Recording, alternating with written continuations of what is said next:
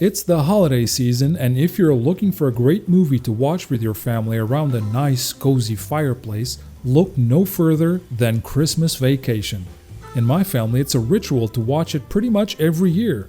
Since its first release on December 3rd, 1989, National Lampoon's Christmas Vacation instantly became a holiday classic, sharing the status with other movies such as A Christmas Carol, Miracle on 34th Street, and of course, It's a Wonderful Life. This one is strongly referenced in Christmas Vacation and not without reason. So let's jump on our time-traveling sled and make a quick visit to times of yore. National Lampoon was an American humor magazine that ran from 1970 to 1998 and mainly focused on parody and surrealism in written form, cartoons, and comic strips. It started out as a spin-off from the Harvard Lampoon, but reached such heights of popularity and critical acclaim during the 70s that its effect reached far and wide into American humor and comedy, spawning numerous films, radio shows, live theater, and even books.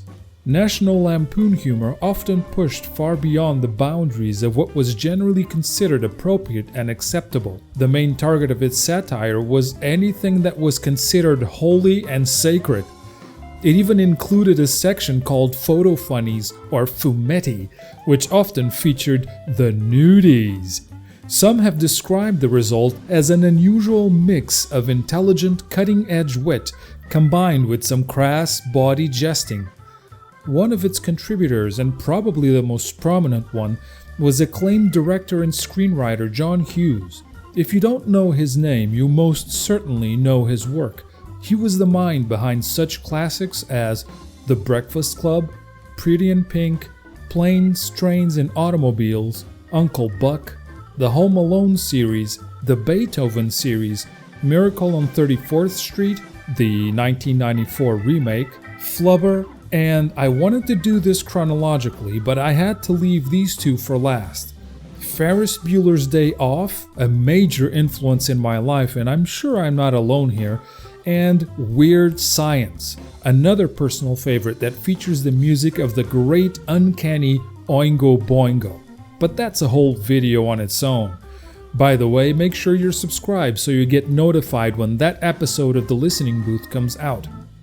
John Hughes had a unique way of capturing the spirit of the 80s, what some have called the John Hughes touch, but his influence reached much farther and wider than the teenage crowds. In fact, he was so influential on 80s culture that his movies are often considered the soul of 80s angst. John Hughes was a perfect case of the right man doing the right job at the right time. After a start in advertising, Hughes caught on as a writer for the National Lampoon magazine, and in September of 1979, he penned a short story called Vacation 58. 4 years later, it would be turned into the classic comedy movie National Lampoon's Vacation. In 1980, he published Christmas 59, which would be the source for National Lampoon's Christmas Vacation. As is the case with any movie production, this was not without its challenges, starting with the replacement of its original director Chris Columbus. He was strapped for cash at the time and needed the work, but he left the project even before principal photography began due to clashes with lead actor Chevy Chase. His replacement was little-known Canadian director Jeremiah S. Cheshik, who'd never been involved with a feature film before, nor had he ever watched any of the previous Vacation movies. Cheshik began his career as a fashion photographer for Vogue, then moved into commercial directing, where he produced some of the most iconic commercials in the US at the time. As described by Cheshik himself, they were very dark and sexy and sort of a little bit ahead of their time in terms of style.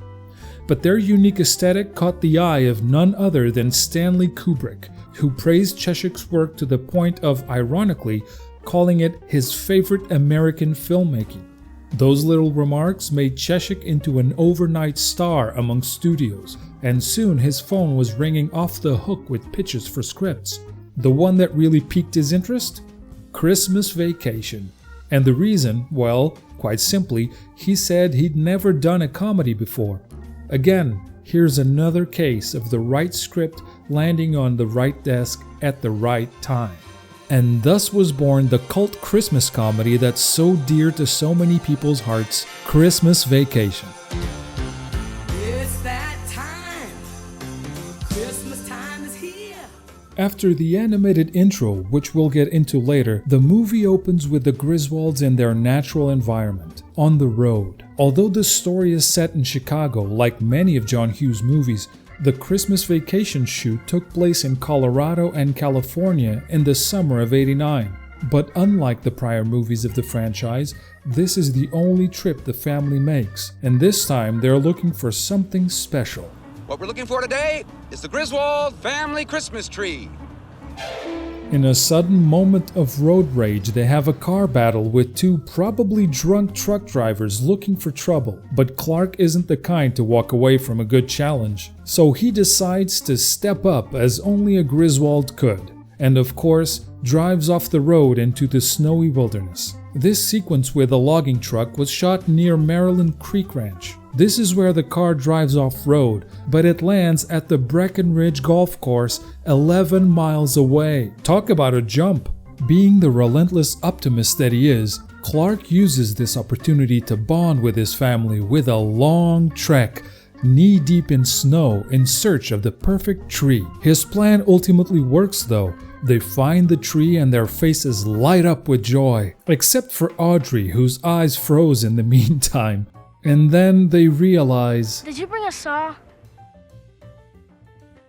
The tree searching scene was also filmed at the Breckenridge Golf Course. Many locals were hired to work on the shoot, so the film actually became a huge economic plus for the town. Just before the ski area was closing for the season, production crew went away for 10 days to Breckenridge, Colorado, because at that time of year they traditionally had the biggest snowfall. But when they showed up, there was no snow. They waited for snow to fall for days, and panic started to rise, so they decided to set up a convoy of trucks to haul in snow to Breckenridge for those first scenes of the movie. Logistics to make this happen were a nightmare, but they did it. And when the trucks were finally on their way, as they were rolling up to meet them, it finally started snowing, and it didn't stop for days. It snowed around 10 feet in 3 days, making it nearly impossible to shoot. But much like the Griswolds, they always find a way. And I guess that's one of the joys of these movies. Even though the Griswolds are experts in setting the scene for outlandish misfortunes to take place, it's their ability to overcome them with creative solutions that keeps us watching. And that's why I think the opening scene perfectly sets the tone for the rest of the movie. The Griswold Street was filmed on a Warner Brothers backlot that has some familiar homes in it. Their neighbors Todd and Margot, played by Nicholas Guest and Julia Louis-Dreyfus, live in the Murtaugh home from all 4 Lethal Weapon movies. The Chicago suburbs may seem peaceful now, but this is going to be the stage for a series of events that would test anyone's patience. From the usual bickering, to malfunctioning Christmas decorations, to destroying Christmas decorations, unexpected guests, accidents, trees burning down, trees destroying houses, conflicts with neighbors, trees destroying the neighbor's house, animals destroying your own house, being swindled by your own boss. Even a relentless optimist has his limits. There's even a police raid. Clark is worried about the Christmas bonus he hasn't received yet. Being the family man that he is, he wanted to surprise his family and build an outside pool in their backyard. He even put a down payment for it, expecting the bonus to cover the rest. If he doesn't get it, he'll put his whole family on the wire. Alan's anxiety, on the other hand, grows with the thought of having the whole family under the same roof. And who can't relate with that? But Clark, being the usual motivator of family events, which invariably end in disaster, insisted on having a big family Christmas. The person on the cover of the magazine is actually producer Maddie Simmons. In an interview, Chevy Chase revealed that he kept Clark's dinosaur pajamas after filming Wrapped. In fact, he still owned them as of 2015. "I haven't washed them," he joked then. "Those pajamas would have been 26 years old. Probably about time." This is a scene from It's a Wonderful Life, directed by Frank Capra.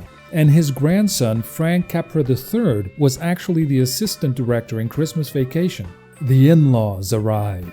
The stage is set. Disaster, do your thing. Nora was played by Diane Ladd, and the movie was actually released in theaters only 2 days after her 54th birthday. This Christmas-themed parade on TV is actually footage from America's Thanksgiving Day Parade, which has been held annually since 1924 in downtown Detroit, the hometown of writer and producer John Hughes. The Warner Brothers backlot used for this neighborhood is actually the same as the one used on the TV series The Middle, which features both Brian Doyle Murray, who plays Mr. Shirley, and Doris Roberts, who plays Frances. Here's an interesting tidbit. On Saturday Night Live, Chevy Chase would often look at his wrist as a reference to things needing to speed up. In this scene, Rusty throws it right back at him by looking at his watch and referencing one of Chase's staple moves.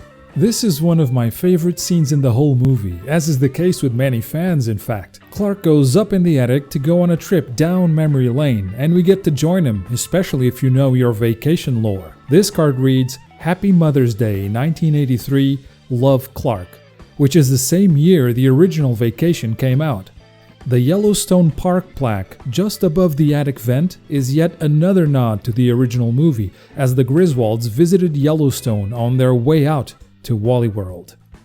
Here's a not-so-small nod to the source story. As Clark pulls out reels of old family Christmas films, he finds the most special one, which is titled Christmas 59, the same title as John Hughes' short story that originated the movie.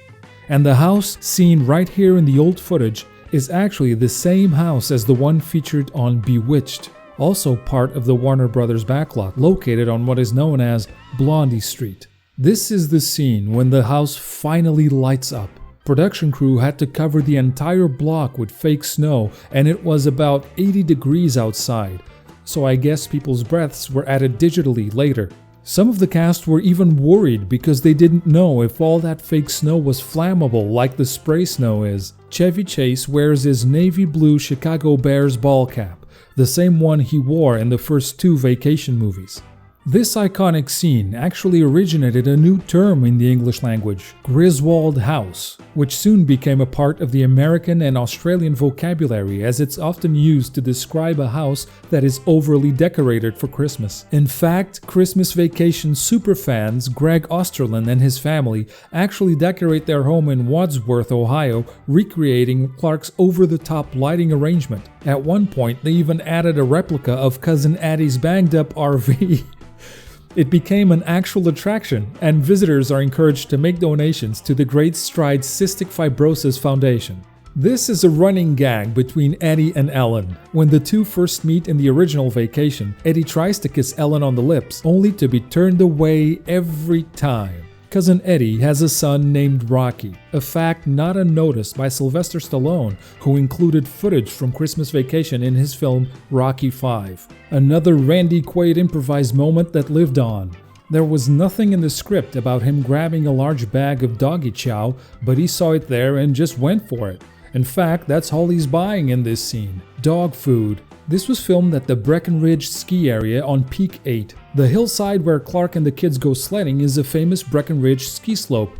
After Clark rides down the hill on his silicone-sprayed saucer, he is seen dodging traffic on the road. That section of the road is in Frisco on Summit Boulevard. He eventually crashed into Toys for Tots in front of the Walmart in Frisco, where another scene takes place. About his death-defying super sledding, Chevy Chase stated, laughing, "Well, there was enough snow on that hill to put me in a fucking sled that sped down going about 100 miles an hour.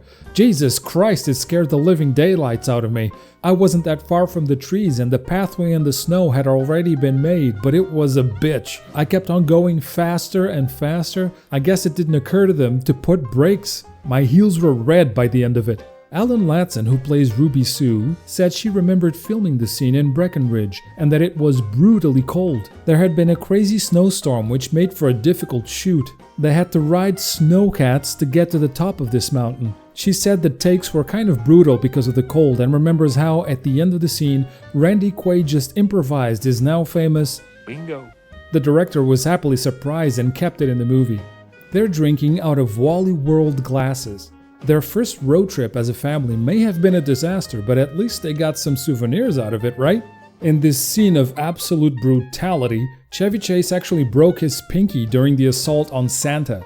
But because the cameras were rolling, he couldn't stop without ruining the take. So he just kept going. Later he said, "I had to keep kicking the thing because it hurt so much." Clark learns that Eddie has been out of work for 7 years, which perfectly ties up with the original Vacation movie when we see Eddie lose his job at the asbestos factory. This isn't just Clark fantasizing about any beautiful woman swimming in his future pool. He was actually fantasizing about the lingerie saleswoman Mary from the beginning of the movie. Merry Christmas! Dinner was full!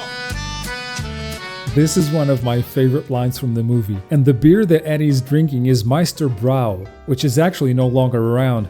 In 2016, the beer brand was sold and is no longer available for consumption. Sorry fans, I wonder what Eddie would be drinking these days. Any ideas? One of the funniest duos in the movie is that of Uncle Lewis and Aunt Bethany. Lewis and Bethany were based on George Burns and Gracie Allen, and production had hoped that George Burns actually played the part of Lewis, but the role went to William Hickey instead, who nailed it perfectly.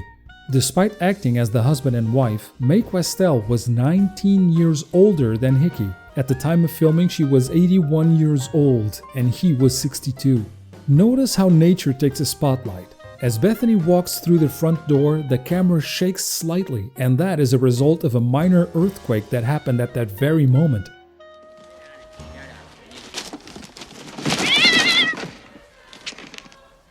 She wrapped up her damn cat. For the longest time, I was convinced that there was in fact a cat jumping around in the box from the way it's twitching and the way Chevy Chase is reacting to it. However, production didn't really put a cat in the box, and it was actually the actor holding it by the twine and moving it to look like there was a cat jumping around inside. According to Chase himself, "You can see the box moving in the film, but you can't see me doing it. That's the way cats are, they make sudden, surprise movements." That takes some serious mastery of physical comedy. In this Christmas Eve dinner, they let Aunt Bethany say grace because it was her 80th Christmas. In real life, it was actually Mae Questel's 81st Christmas the year the movie was released. This whole sequence was one of Chevy Chase's babies, as stated by Chase himself. He worked out every detail, the way it should go, how the camera would move around the table, filming everybody, in order to produce the great punchline we all know and love, with the turkey looking the way it does, and then... Here's the heart. It's just wonderful, the actor stated, because it's not too outlandish. The story is about the possibility that anything that can go wrong will go wrong. Beverly D'Angelo recalled how there was a big discussion on whether Bill Hickey's cigar should be called a cigar or a stogie. His line is, "You're not doing anything constructive. Run into the living room, get my stogie." and some weren't sure that people would know exactly what a stogie was, because research showed that the average audience was 9 years old.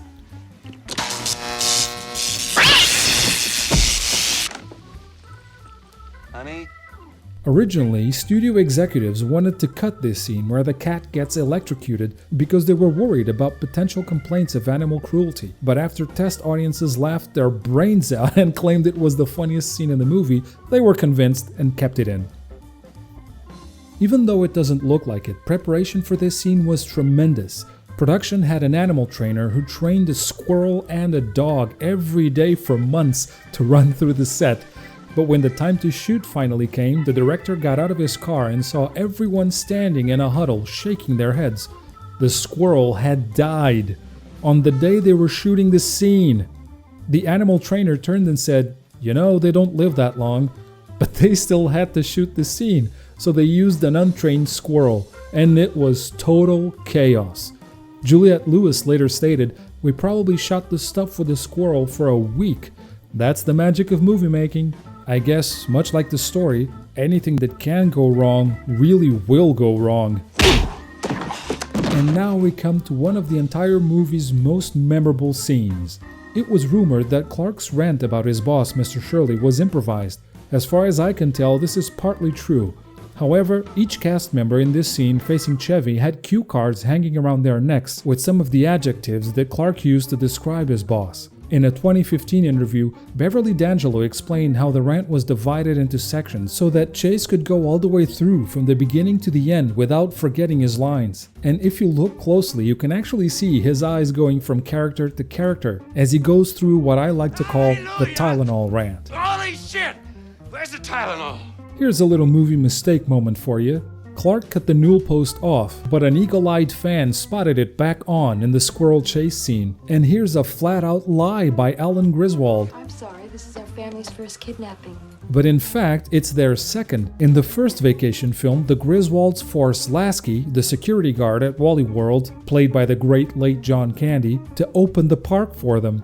The song playing in this scene is Here Comes Santa Claus by Gene Autry, who just so happens to be Randy Quaid's third cousin.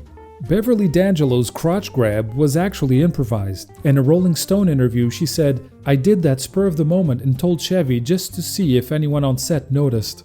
Nobody did. After all the disasters the Griswolds went through, they finally get a moment's peace. And the movie ends in blazing glory. Literally, Rocky, played by Cody Berger, and Ruby Sue lead the whole family outside to catch a glimpse of something magical in the night sky. Clark sets out in a misty-eyed speech about the meaning of the mythical Christmas star, and everyone is basking in the Christmas spirit. Until Uncle Lewis, the same Uncle Lewis who burned down the Griswold Christmas tree, chimes in to burst everyone's bubble one last time. That ain't the friggin' Christmas star, Grizz. It's a light in the sewage treatment plant. And Don't drop that!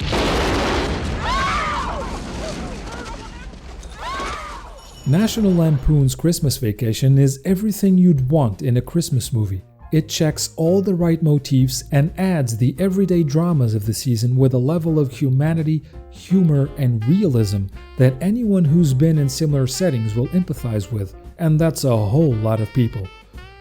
No wonder it was #1 at the box office for 4 straight weeks when it came out in theaters. Much like the Griswold Christmas, I'm sure all of us are feeling like these times have been nothing more than one disaster after another, which is why I wish you all nothing less than the merry, peaceful Christmas you all deserve, surrounded by joy, laughter, and loved ones. Go easy on the sweets though. Who am I kidding? Merry Christmas everyone, and I'll see you next time.